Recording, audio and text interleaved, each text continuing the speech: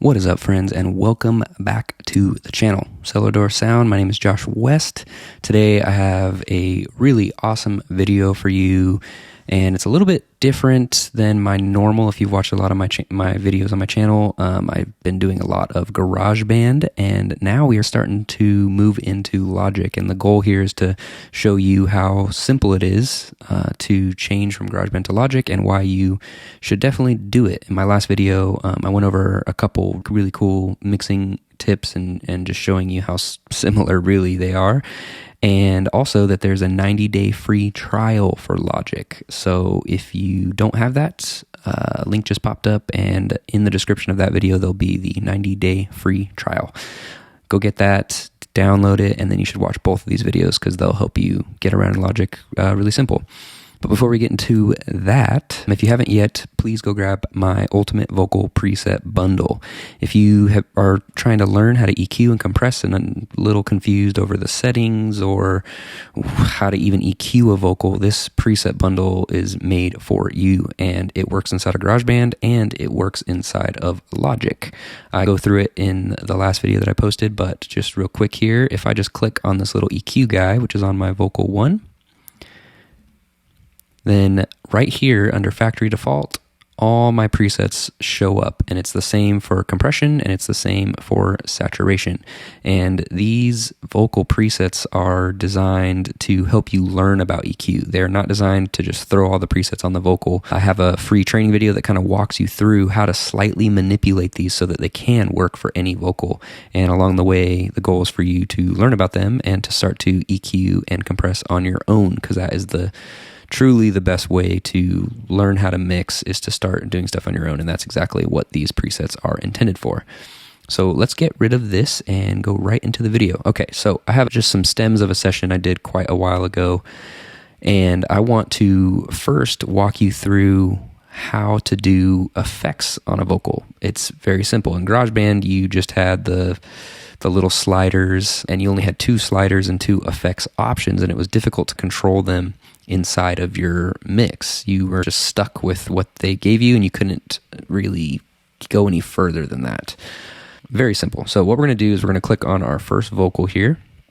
I'm going to click this little kind of mixer icon, and it's going to bring up our mixer just so we can see everything. So this shows all of our tracks, and then we have a stereo out and then a master fader.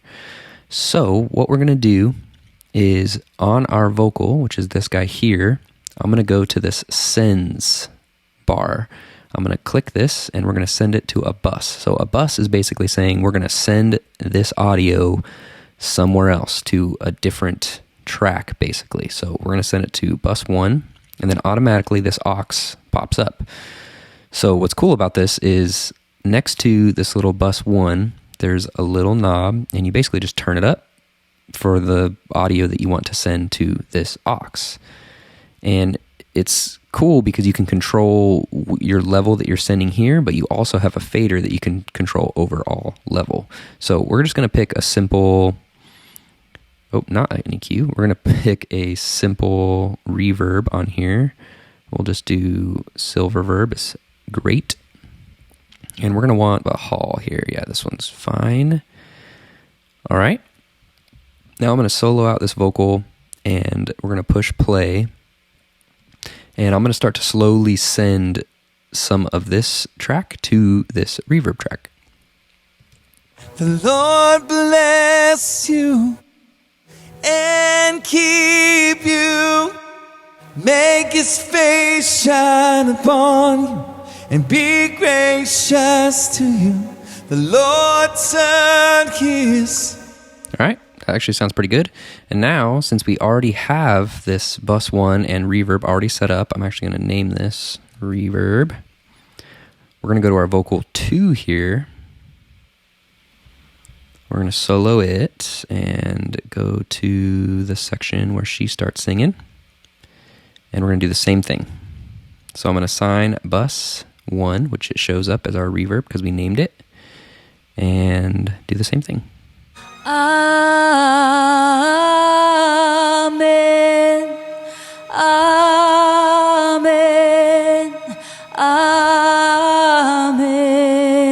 Amen. All right, right, cool. Now we have a nice simple verb. It's ready to go. So the beautiful thing about doing effects this way is once you start sending all your vocals to a reverb, if you get into the song and you decide, oh my gosh, I don't want that much reverb in the song, you can just overall turn this fader down, which is your overall reverb. If I turn this all the way down and push play, I have nothing. If I turn it up,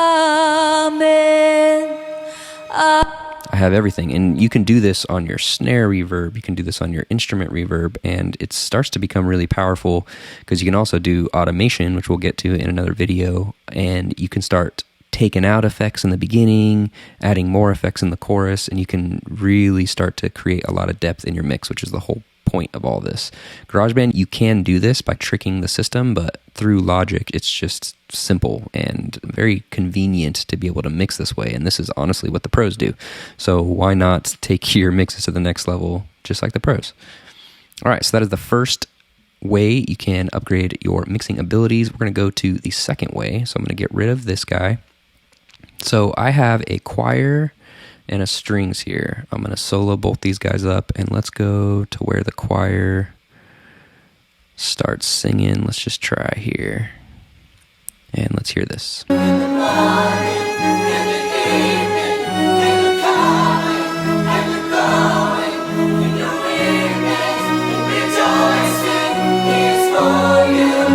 All right, cool. So choir and strings. What I'm going to want to do is these are similar, and I want an overall reverb on both of these, and I want to affect them together. So what's really cool is just like we did this bus 1 here on our sends, we can actually come to the stereo out, the output here of each of these tracks, and also send them to a bus. And I'll show you how different this is. So we're going to send it to bus 2. We're going to send both of these to bus 2. All right, and we're just going to call this choir/string. Okay, so now this turns into a group. So instead of having a knob here where we're getting a dry signal and then this knob is sending it to our reverb, both of these tracks are going directly to the choir string. And you can hear, I'll push play and I'll bring this fader up and down, and you can hear that I'm affecting the level of both of them.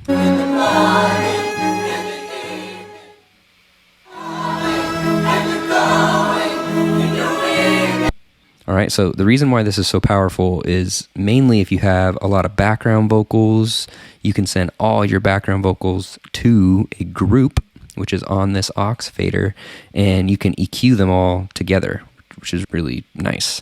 And another beautiful thing about this is then you can send both of these to a reverb, so you don't have to go through every single background vocal or every single track and add this bus 1 and then adjust it a little bit. I can just go right here, add another bus on my sends. We're going to go to bus 3 right here, and so we're going to call this choir string verb, and we're going to add that silver verb again, and go to, let's do a hall again, but we're going to make it a little bit bigger. All right, and then I'm going to adjust this knob here and get some reverb going into this. All